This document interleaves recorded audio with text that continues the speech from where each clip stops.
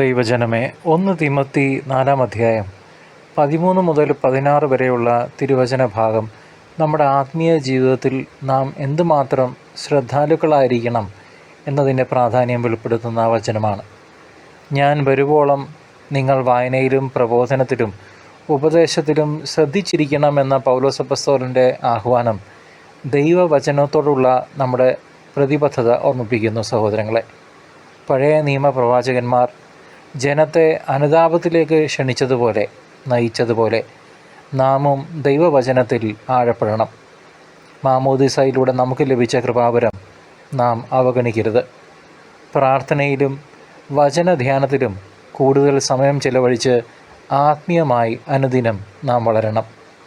ഇവയിൽ ശ്രദ്ധ പതിപ്പിക്കുക, ഇവയിൽ മുഴുകുക, അപ്പോൾ നിൻ്റെ പുരോഗതി എല്ലാവർക്കും വ്യക്തമാകും എന്ന 4 അധ്യായം 15 തിരുവചനം ഈ ആത്മീയ അഭ്യാസം നമ്മുടെ വ്യക്തിപരമായ ജീവിതത്തിൽ മാത്രമല്ല, സമൂഹത്തിലും മാറ്റങ്ങൾ കൊണ്ടുവരും എന്നതിനെ സൂചിപ്പിക്കുന്നു.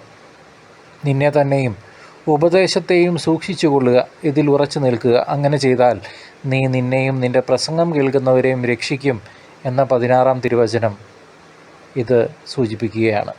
കർത്താവിൻ്റെ 2ാം വരവ് അടുത്തിരിക്കുന്നു സഹോദരങ്ങളെ. അതിനാൽ നാം ഉണർന്നിരിക്കണം. പാപകരമായ നമ്മുടെ വഴികൾ ഉപേക്ഷിച്ച് മാനസാന്തരപ്പെട്ട വിശുദ്ധിയിൽ വളരാൻ ഈ വചനഭാഗം നമ്മെ പ്രേരിപ്പിക്കട്ടെ.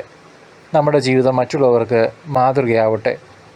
കർത്തൃ സാക്ഷികളായി നമുക്ക് ചരിക്കാം. നമ്മുടെ ജീവിതങ്ങളെ മറ്റുള്ളവർക്ക് മാതൃകയാക്കാം. പരിശുദ്ധാത്മാവിൽ നിറഞ്ഞ് നമ്മളെ അപ്പമായി മറ്റുള്ളവർക്ക് മുറിച്ചു നൽകാം. കർത്താവിൻ്റെ വരവ് തീർച്ചയായും ഒരു കള്ളനെപ്പോലെ ആയിരിക്കും. അതുകൊണ്ട് നാം ഭയപ്പെടേണ്ട ആവശ്യമില്ല.